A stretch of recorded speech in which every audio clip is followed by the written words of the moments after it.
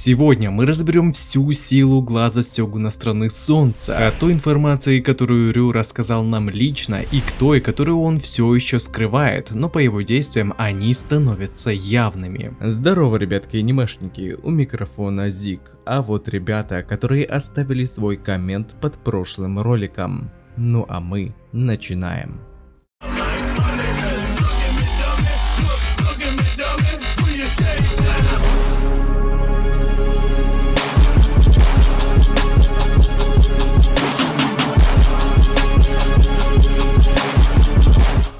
Итак, давайте для начала узнаем, что говорит сам Рюда про способности своего глаза. Тенгенцу – это глаз, полученный им по достижению 17-летия. Цена, которую он заплатил, получив взамен такую силу, это потеря всего Юроку. То бишь магии у него совсем нет, как, например, у Асты. Сам Сёгун говорит, что Тенгенцу позволяет ему видеть все, что происходит в настоящий момент. И в принципе он не соврал, так как, зная дальнейшие действия пятиглавого дракона, он смог скоординировать драконью семерку самым эффективным образом, чтобы достичь желаемого результата и дать возможность Астеру нанести финальный удар. Но то ли ему невыгодно раскрывать полностью свою силу, то ли это личная черта Рю постоянно не договаривать. Но способности Тенгенцу на этом далеко не заканчиваются. Впервые, еще не подозревая, мы увидели способности его глаза еще в тот момент, когда он пришел на побережье к изувеченному телу Асты. А значит, Рю может видеть будущее, и не только в настоящем моменте, как он это говорил, а гораздо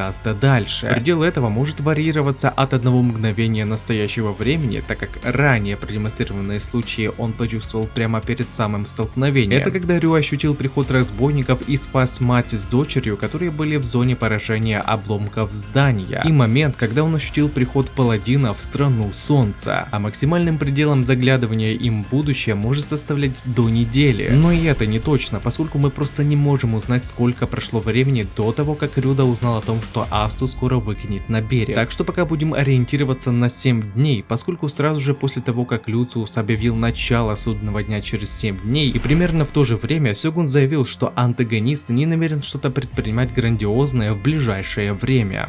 С этим аспектом мы разобрались, а теперь перейдем к тому, что он способен буквально видеть людей насквозь. Эту способность Сёгун применил на Асте, когда он только прибыл в страну Хина. Даже сам главный герой был шокирован тем фактом, что незнакомый ему человек только что рассказал все, что с ним случилось, все, что он чувствовал, как будто ему удалось залезть в его мозги и прочитать своего собеседника как открытую книгу. И это не какая-нибудь фанерная способность, ведь с помощью нее он может лучше узнать человека и таким образом проще убедить принять его сторону. Наверняка таким образом Рю и собрал вокруг себя драконью семерку. Думаю, вы заметили, что все эти мастера были разносторонними личностями, и каждый из них наверняка преследовал совершенно разные цели. Но благодаря тому, что Сёгун способен читать людей как открытую книгу, ему удалось собрать их в единую организацию. А самое интересное, как для нас, читателей манги, это то, что он мог увидеть глубокое прошлое Асты, а то есть Личита и отец Асты. Хотя кто знает, может это и преувеличение, ибо мы не можем узнать, нужен ли ему непосредственный контакт с собеседником, которого он хочет прочитать или нет. Ибо если это не так, и он даже копошась в прошлом сможет анализировать там находящихся людей, тогда и узнать тайну, которую автор скрывает от нас по сей день, ему станет под силу. Вы спросите, с чего это я вообще заговорил об этом? Да, сейчас это кажется всего лишь догадкой, но во время тренировки с Ичикой, анализируя стиль боя Асты, Рю заговорил про амбиции Люциуса, хотя он ведь с ним даже не виделся, а уже начал выкладывать информацию, которую мы, по идее, должны были услышать от самого антагониста. Так что есть действительно большая вероятность того, что Сёгун узнал что-нибудь интересное про Асту, но даже не собирается нам об этом рассказывать, так как это может повлиять на будущее. Эту закономерность мы можем проследить на примере Ичики и ее тяжелой судьбы, которая ввела сестру Ями в заблуждение. Тогда Рюда все знал, но не рассказывал эту информацию до последнего. Даже когда Ичика спросил об этом напрямую, он, можно сказать, отмахнулся от конкретного ответа. А ведь если бы это не повлияло на будущее, тогда бы у него и не было причин скрывать правду. Собственно, с этого можно сказать, что всевидящее око Сёгуна способно видеть как будущее, так и прошлое, но только через контакт с людьми. Мне вот, кстати, интересно, как вы восприняли его слова при первой встрече с Астой, что он может увидеть все, что захочет. На момент 337 главы я воспринял это как около хвастовство, но, видимо, это не так. Ибо когда ему нужно было найти легендарную лекарственную траву Кацу, он ее нашел. Но ведь никто даже не знал, где она произрастает. Так что Рю увидел не просто счастливое будущее, где он спасает народ, а конкретно получил то, что хотел увидеть. И это сложно воспринимать так, как оно есть сейчас, ведь это может быть как отдельной способностью, так и в совокуплением способности видеть будущее и заглядывать в прошлое.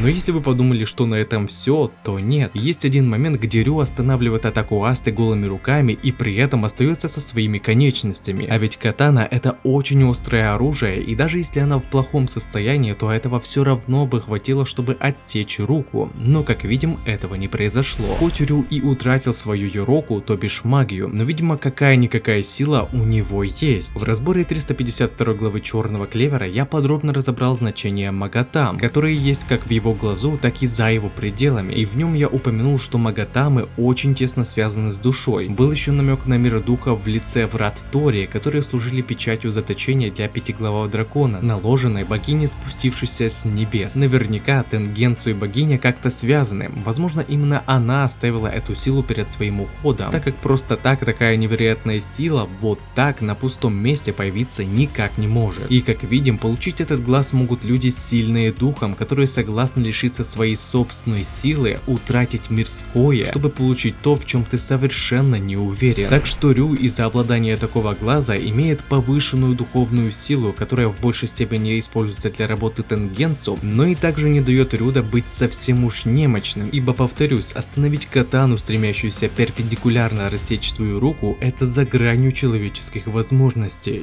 Итак, давайте подведем итог способностей Тенгенцу. Самое основное — это видение будущего. После чтения людей как открытую книгу, и из этого вытекает видение прошлого. А также владелец этого глаза увеличивает свою духовную силу, ибо, напоминаю, Рю был представлен нам как дракон, а в японской мифологии это существо стремится отбросить все мирское и возвыситься к духовному, из чего и вытекает причина получения Рюда Тенгенцу и наличия в нем Магатам. А на этом ролик подходит к концу. Пишите свои мысли по поводу этого ролика. Выскажите свое мнение, что вам понравилось, а что не понравилось, и несколько комментариев попадут в следующие роли. Если тебе понравился ролик, тогда лайк и подписка для меня будет лучшей благодарностью. А также не забываем про колокольчик, ведь в последнее время не всем приходит уведомления. Всем спасибо за ваш просмотр, мирного неба вам над головой и всем пока-пока.